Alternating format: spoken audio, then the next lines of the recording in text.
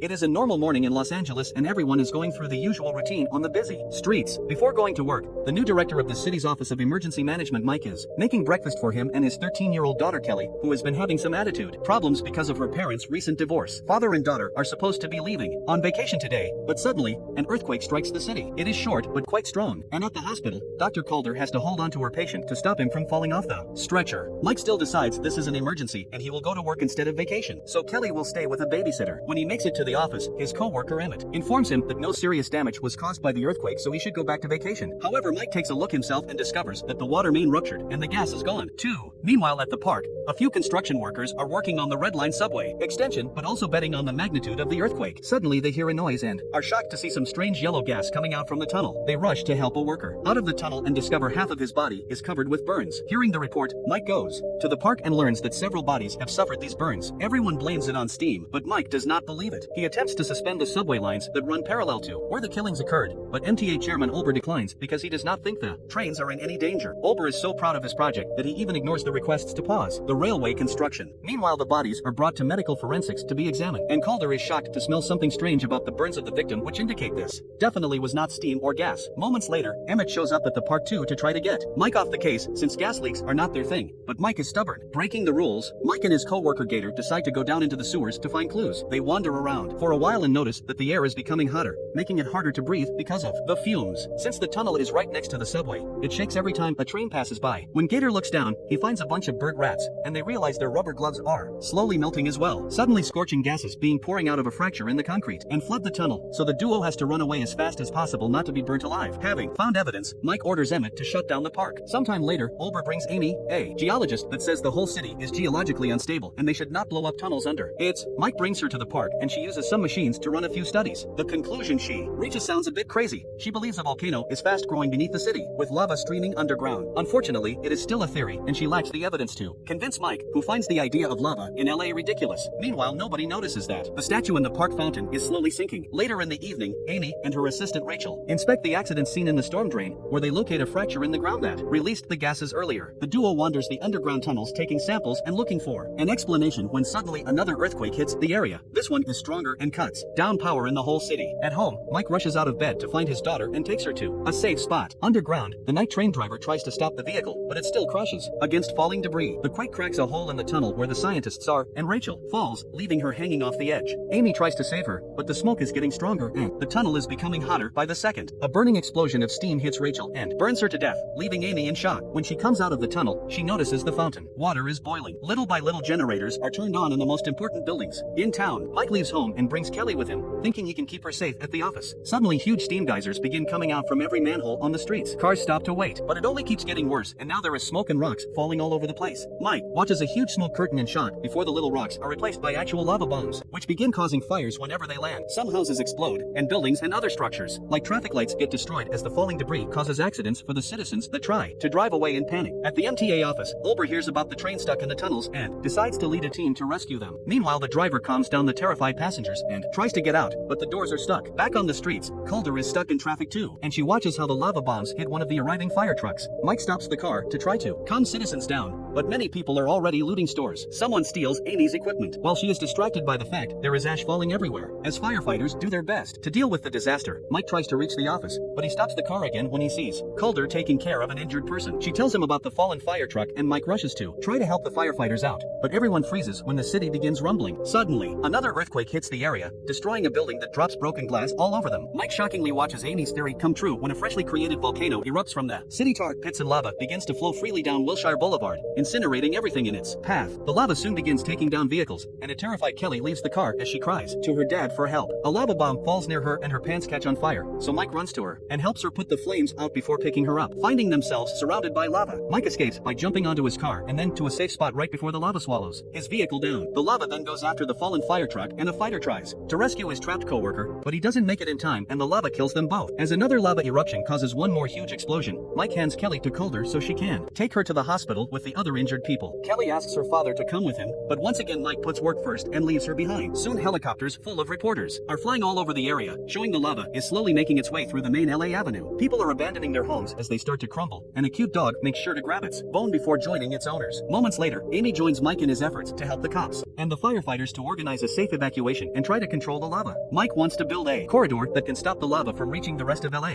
so everyone pushes a bus away and then shoot the tires to use the vehicle as a wall. Then Mike and Amy try to rescue an unconscious body to safety, but at that moment, a flaming tree falls and blocks their way. The firefighters lower their ladder and the duo puts the body on it before hanging on the edge to get away. As the ladder moves above the lava, the victim's legs catch on fire, and 3 of them start panicking to put it off. The movement shakes the ladder and makes it break, but luckily they fall to a safe spot outside the lava, and the firefighters immediately help. Amy is starting to think they should give up on the city and concentrate on evacuating, but Mike keeps on planning. Soon cops, city workers, and firefighters are grabbing jackhammers and other tools to hit the streets and try to guide the lava away from important places. Meanwhile, the lava is starting to fill the red line tunnels as well, while Olber leads his squad to the crash train in search of survivors. Everyone is unconscious and has to be dragged out of the vehicle, but at least they are safe. As the lava comes closer, Olber notices that the train driver is still missing and returns to find him. The driver is alive but unconscious, so Olber has to pick him up to leave, shoes melting with every step as the lava reaches the train and begins to melt it down. Feeling guilty for how he handled the situation, Olber jumps into the lava and flings the driver at his team before he dies. Back to Amy. She grabs a basketball from a store and puts it on the ground, where it starts to roll on its own. This indicates an inclination on the ground that will take the lava in the direction of a gas station. The workers continue to push cars and other vehicles to try to guide the lava away, but it is not very efficient. Eventually, a bunch of emergency trucks arrive and Mike and Amy create a plan to erect concrete barricades at the intersection of Wilshire Boulevard and Fairfax Avenue, forming a cul-de-sac in which to pool the lava while helicopters spray water on it to produce a crust. Soon every person available, even a few remaining civilians, is pushing every piece of debris available while Mike guides them with well-organized orders to keep the barricade in the right direction. Meanwhile, at the medical tents, vets are starting to save animals. 2. Calder helps a few kids with their burns and asks Kelly to keep them entertained until they find the parents. Back to the streets, the barrier is finished and the firefighters proceed to shoot water with hoses and truck cannons. Soon helicopters also join the team to spread more water, and they manage to harden enough to make it stop. Everyone rejoices and celebrates, assuming the eruption has stopped. However, Amy still worries and enters the subway tunnel to double-check. Using a gadget, she confirms that lava is still moving underground. She calls Mike and explains they didn't stop the lava, it just moved somewhere else, and she compares the incoming eruption to the Hiroshima bomb. The lava is traveling through the Red Line subway extension, and her calculations indicate that the main eruption will occur at the end of the line at the Beverly Center, where the medical tents are. Mike immediately joins Amy at the end of the line, and they lower a video camera into the tunnel to observe it, only to have it incinerated by a fast-moving flow of lava. Mike has to push Amy away before the flames blow up into the street as well. They analyze the pace they see in the tunnel and discover that the lava will erupt at the end of the Red Line in 30 minutes. After calling Emmett so he can start evacuating the medical tents, Mike discusses their options with Amy, only to start to lose hope. Fortunately, Mike sees a building and is inspired with an idea. They can use explosives to make channels in the street that divert the flow of lava into Ballona Creek,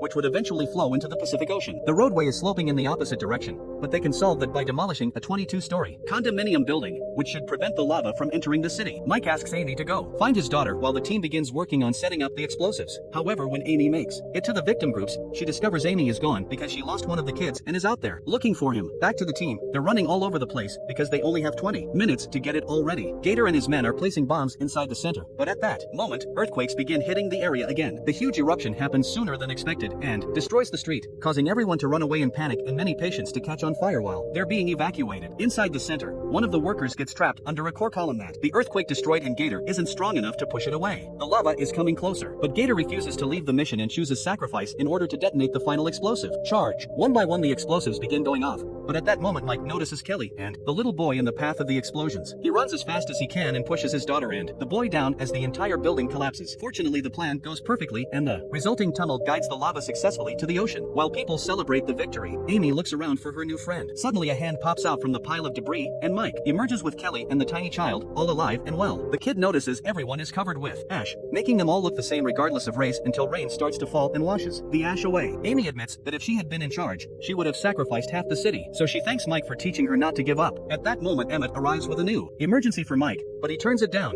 saying he is leaving for a vacation with his daughter.